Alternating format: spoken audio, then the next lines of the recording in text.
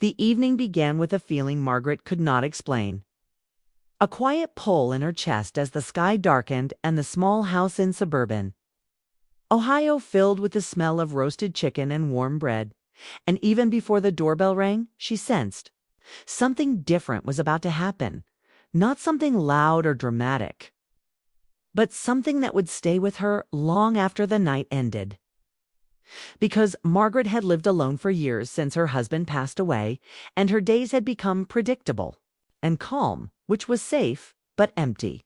And that calm broke the moment her son-in-law Jake arrived with his friends. Their voices spilling into the hallway, their energy filling spaces that had been silent for too long. And Margaret stood there for a moment, watching them remove their coats, laughing easily, bringing cold air and life into her home, and she reminded herself to breathe, to smile, to be the kind and welcoming mother she had always been. Yet something about this night felt sharper, faster, like time had suddenly decided to move again. Jake greeted her with respect and warmth, thanking her for inviting them. And his friends followed with polite hellos, calling her Mrs. Wilson until she told them to just call her Margaret. And that simple moment made her feel younger, lighter, as if she had stepped out of her usual role and into something new. And as they moved into the dining room, the conversation started quickly. Stories overlapping, jokes bouncing off the walls, and Margaret noticed how easy it was to listen, how natural it felt to laugh again without forcing it. And she realized she had missed this more than she ever admitted. The table filled with food and voices, and Jake sat across from her, listening closely whenever she spoke, not out of duty but interest, and that attention stayed with her, made her words feel important, and she told herself it was nothing, just good manners. Yet her heart reacted before her mind could stop it. The friends talked about work stress, long drives, dreams they once had and still hoped to reach. And Margaret felt connected to them in a strange way, as if she understood that mix of hope and tiredness better than anyone. And when she shared a short story from her own past, they listened, really listened. And one of them said she had lived an interesting life. And the words landed softly but deeply, because no one had said that to her in years. Jake smiled at her then, not the quick, polite smile he used with everyone, but something slower, thoughtful, and Margaret looked away, suddenly aware of herself in a way she hadn't been in a long time, aware of her posture, her voice, the way she still wanted to be seen as more than just someone's mother. Dinner moved quickly, plates emptied, laughter grew louder. And for a moment, Margaret forgot to guard her heart, forgot the rules she had lived by so carefully, and instead let herself enjoy the sound of people enjoying her company. And when Jake stood to help her clear the table without being asked, she felt a quiet warmth spread through her chest, a feeling that surprised her with its strength. In the kitchen, as dishes clinked and water ran, they talked easily, not about anything serious. But the ease itself felt important. And Margaret noticed how Jake spoke to her the same way he spoke to his friends, with respect and openness, not distance, and that equality stirred something inside her she did not invite but could not ignore. When they returned to the living room, the night moved even faster, stories piling on stories, time slipping away unnoticed. And Margaret realized how alive the house felt, how it echoed with something close to joy, and she wondered when exactly. She had stopped expecting nights like this, when she had accepted quiet as the only future she was allowed. Eventually, coats were gathered, hugs exchanged, promises made to do this again, and as Jake stood at the door, he thanked her once more, his voice sincere, telling her the evening meant more than she probably knew. And in that moment, Margaret felt a sharp pull, a mix of pride, sadness, and something dangerously close to longing, and she smiled carefully, wishing them all safe drives home. When the door finally closed and the house fell silent again, the quiet felt different than before, heavier and louder. And Margaret stood still in the hallway, listening to the echo of laughter that no longer existed, and she realized that what unsettled her was not the visit itself, but but what it awakened inside her. A reminder that her heart had not grown old the way she assumed, that it could still respond, still hope, still feel drawn toward warmth. And as she turned off the lights and walked toward her bedroom, she knew this night would not fade easily. Because something had started, not outside her but within, and she could not yet see where it would lead. Only that it had already changed the way she looked at the quiet life she thought she had accepted. Asterisk. The days after the dinner passed quickly, yet every hour seemed to carry the echo of that night. And Margaret found herself moving through her routine with a restless energy she had not felt in years, waking earlier than usual, cleaning rooms that were already clean, and pausing often as if her thoughts were running faster than her hands. And though she tried to tell herself it was only the excitement of company after a long, quiet stretch, she knew that was not the full truth, because her mind kept returning to Jake's calm voice, his steady attention, and the way he had spoken to her, like her presence truly mattered. And that feeling followed her into the kitchen, into the yard, even into the moments when she sat alone with her coffee, staring out the window and wondering when life had quietly become something she watched instead of lived. She reminded herself of her place, of the lines that existed for good reasons. And she repeated her daughter's name in her thoughts like a warning and a promise at the same time. But emotions are not easily controlled, and the more she tried to push them away, the more they returned, changing shape, becoming softer but deeper, like water slowly wearing down stone. 2 days later, when the doorbell rang again, Margaret was not prepared for how quickly her heart reacted. And when she opened the door to see Jake standing there alone, holding a jacket he said he had forgotten, the moment felt strangely important, as if the house itself was holding its breath, and she stepped aside to let him in, noticing how natural it felt to have him there. So easily? The quiet adjusted around his presence. They spoke casually at first, about the weather, about traffic, about how busy Emily had been lately, and Margaret listened carefully, aware of every small detail, the way Jake chose his words, the pauses where he seemed to think before speaking. And she realized that beneath his easy manner there was a weight he rarely showed. And that recognition created a connection she did not expect. As they moved through the living room toward the chair where the jacket rested, their conversation drifted toward life itself. Not in a dramatic way, but in honest pieces. Jake admitting that adulthood often felt like carrying responsibilities, without clear answers, and Margaret sharing that there was a time when she believed everything would make sense eventually, only to learn that meaning often comes from accepting uncertainty. And Jake listened closely, nodding slowly, telling her she had built a strong family and a warm home. And those words struck her deeply, because she had spent years wondering if she had been more invisible than important.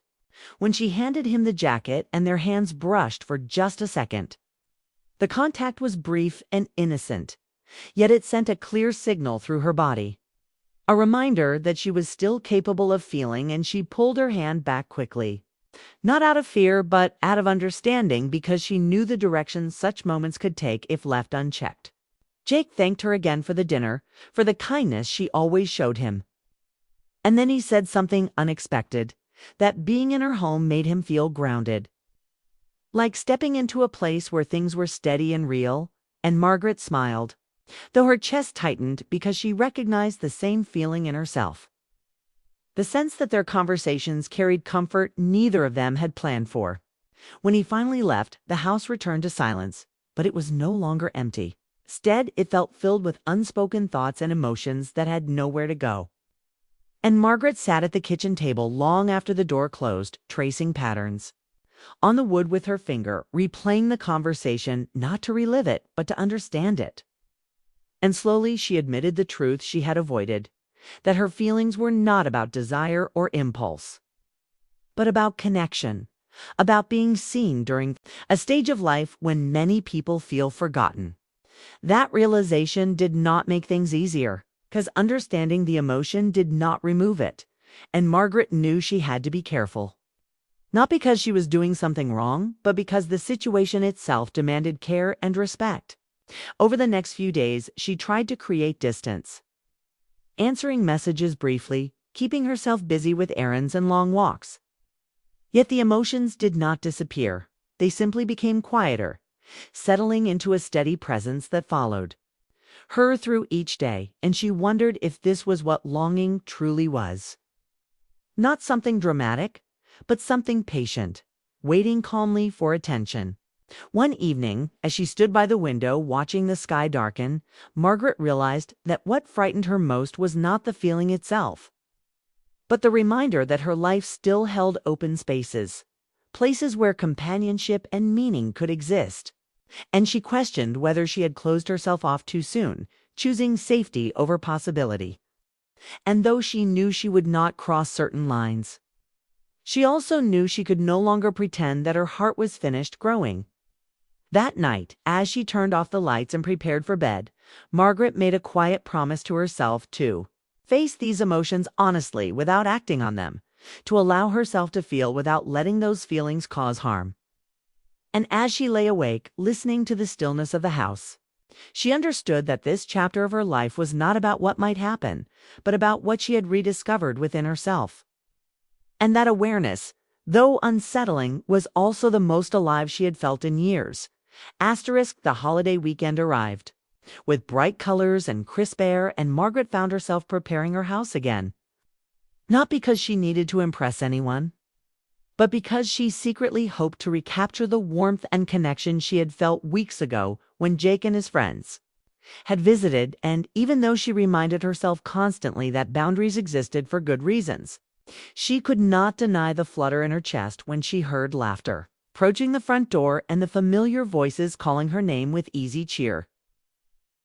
And as Jake stepped inside with Emily and the group, the house instantly felt smaller in the best way, full of energy and movement, plates being carried, stories overlapping.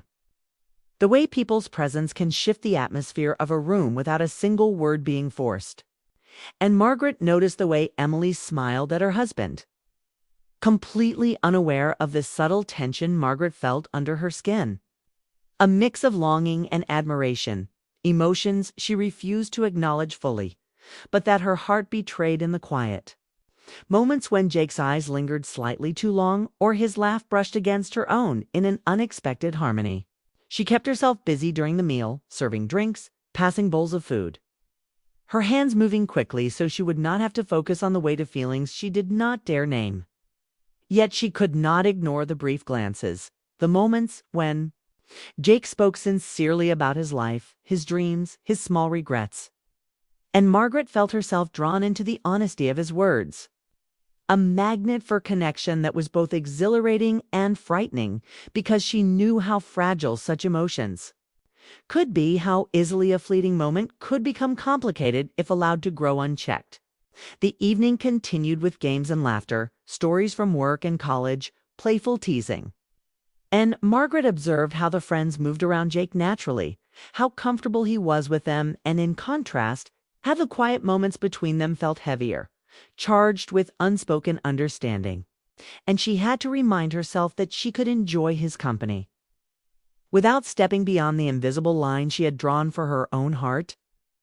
A line made sharper by her daughter's presence, by the family she cherished and wanted to protect. Yet, even with all her reasoning, the pull persisted, subtle and steady, like a current under calm water, guiding her attention in ways that could not be ignored. After Emily retired for the night, exhausted but happy, Margaret found herself alone on the porch, the air cool, the stars distant and bright. And she did not expect Jake to follow.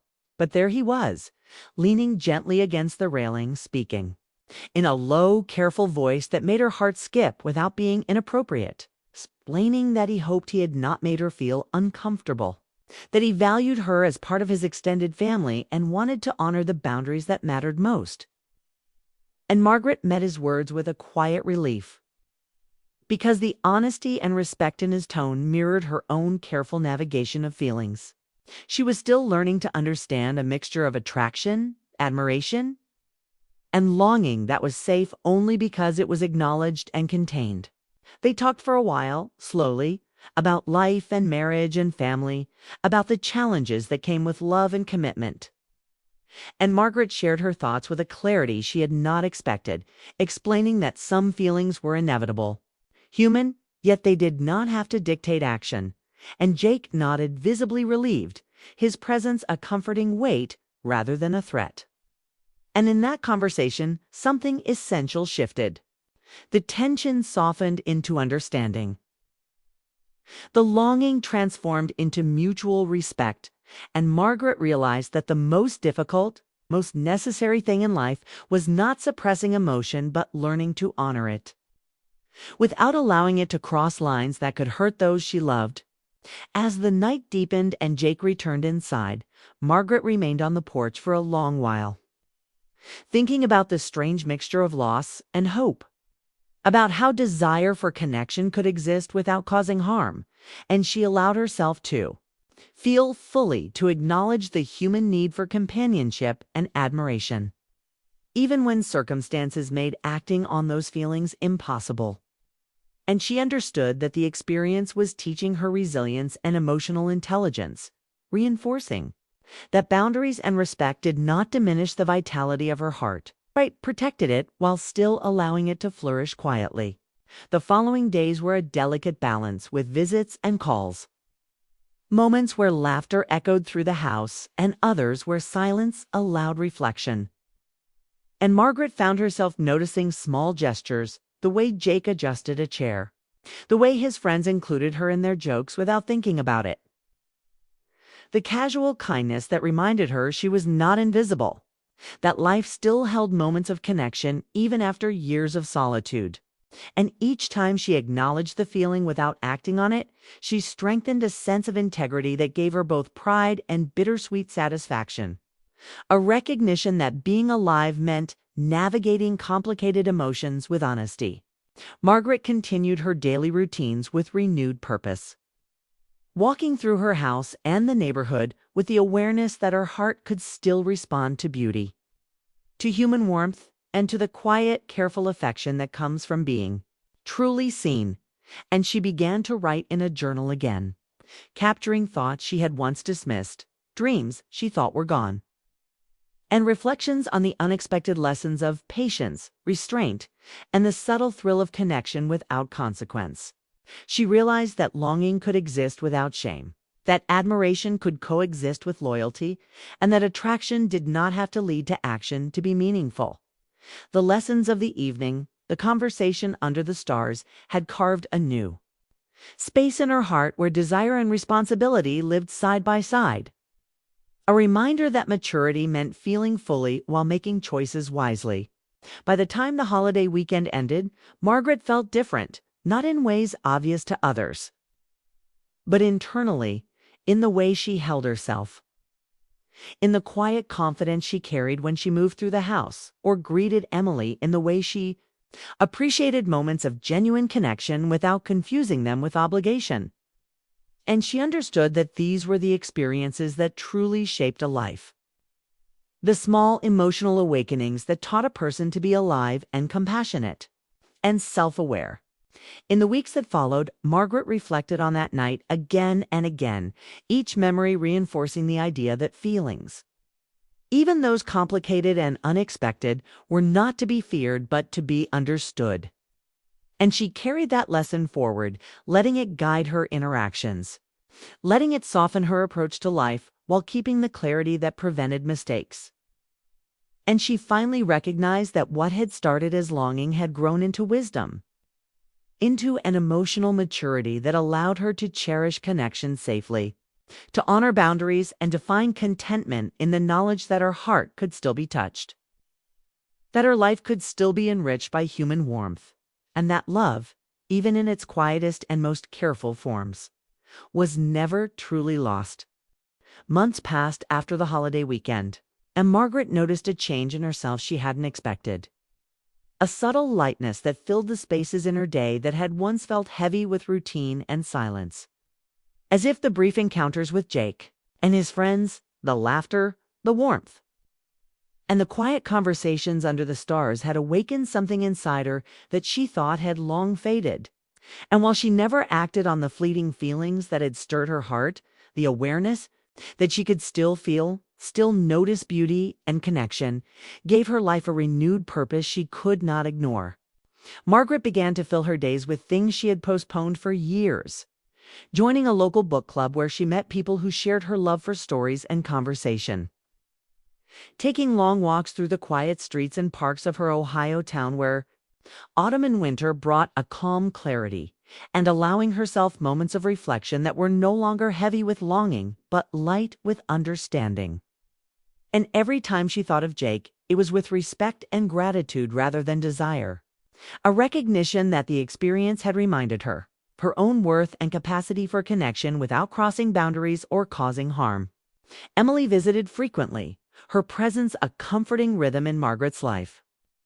And Jake remained consistently kind and thoughtful, careful in his interactions, as if sensing the delicate balance of respect and unspoken understanding that had grown between them, and Margaret found herself appreciating these moments, not for what they might become, but for what they were: genuine, wholesome interactions that reminded her that human warmth could exist in many forms, that friendships and family ties could nourish the heart without complication, and that life itself was still full of small surprises that made it worth living fully. She discovered joy in ordinary tasks, in the quiet hum of her home, in the laughter that occasionally spilled from her daughter's visits. And she began to write again, recording thoughts and memories that had been buried under years of routine, reflecting on the lessons of patience, self-respect, and the delicate art of navigating emotions. Realizing that what she had initially thought of as a fleeting attraction was in fact a powerful reminder that her heart was alive, capable of growth, and deserving of care. And she smiled to herself at the memory of the dinner, the jokes, the porch conversation, seeing them now as catalysts for a renewed sense of self rather than moments to dwell on with guilt or longing. One evening, as autumn returned with its crisp air and golden leaves, Margaret sat by her window, watching the world outside and feeling a quiet pride in the life she had rebuilt, knowing that the experiences with Jake and his friends had been important not because they led to romance or drama, but because they had reminded her that she was capable of feeling deeply, of being seen and appreciated, and that these gifts were valuable in themselves, teaching her that human connection, when respected and understood, could enrich the soul without complicating morality or family ties. She reflected on how easily one could misinterpret feelings, how quickly admiration could become longing if not guided by awareness. And she was grateful that she had navigated the situation with honesty and restraint, allowing the experience to shape her emotional maturity rather than disrupt her life, understanding that wisdom often comes from moments that challenge us subtly, not violently, and that the quiet power of emotional insight could transform ordinary life into something extraordinary if one was willing to pay attention. Margaret noticed how her own confidence had grown, how she moved through her home and her community with a sense of ease, aware of her emotions but not ruled by them, able to enjoy moments of human connection fully while keeping her priorities clear, and this clarity brought her peace, the kind of peace that comes from knowing one has acted rightly while still embracing the fullness of being human. A balance that many spend a lifetime searching for without ever finding. The relationships around her deepened naturally. Emily feeling supported and loved, Jake maintaining a friendly and respectful presence, and Margaret herself embracing new friendships through her book club and local community, all of which reinforced that the human heart thrives in interaction, that feelings, when acknowledged and respected, become lessons rather than temptations, and that life's beauty often lies in the quiet moments of understanding, kindness, and shared laughter. As winter approached, Margaret spent evenings reflecting on the year, writing in her journal about what she had learned, acknowledging the emotions that had surfaced during the dinner and holiday visits, and realizing that those emotions were not mistakes or dangers, but guides, teaching her that even in later years, a heart could awaken, the mind could grow, and life could still surprise with subtle, meaningful connections that leave lasting impressions. She recognized that her feelings for Jake had not been about romance in the conventional sense, but about being alive and seen, about recognizing value in herself and others, about the thrill of human attention and the beauty of unspoken understanding. And in that realization, she found contentment. A gentle satisfaction that did not demand fulfillment but simply appreciated the richness of experience. Margaret's home remained warm and full, not with chaos or drama, but with laughter, conversation, and presence, and she found herself enjoying simple pleasures with a renewed sense of gratitude. Whether it was sharing a meal with Emily, helping a neighbor, or reading quietly by the window. Understanding that these small acts of engagement carried the same emotional weight as any grand event, and that life's beauty often lay in these understated, meaningful moments. Over time, she also noticed how her perception of love and attraction had evolved, seeing them as multifaceted, capable of existing safely in the mind and heart without needing physical manifestation, and appreciating the value of emotional depth, respect, and integrity. All lessons that had been quietly taught during the few evenings when her son-in-law and his friends brought energy and warmth into her life. Margaret smiled one evening as she watched the sun set over the neighborhood, realizing that what had followed the initial unexpected dinner was not scandal, not regret, but growth, self-discovery, and renewed emotional awareness. A gentle, powerful reminder that life continues to offer opportunities for connection, joy, and self-realization at every stage, and that embracing these experiences responsibly creates a life richer than one could anticipate. She felt gratitude for the lessons learned, for the people who had entered her home and heart respectfully, and for the understanding that her own life was not defined by isolation or routine, but by her capacity to feel deeply, act wisely, and appreciate the subtle beauty of ordinary moments made extraordinary by awareness and reflection. And in that understanding, Margaret finally found peace. A quiet triumph that came not from external events, but from the strength, wisdom, and maturity she had cultivated within herself, knowing that life, even in its simplicity, could be deeply fulfilling when approached with honesty, kindness, and an open heart.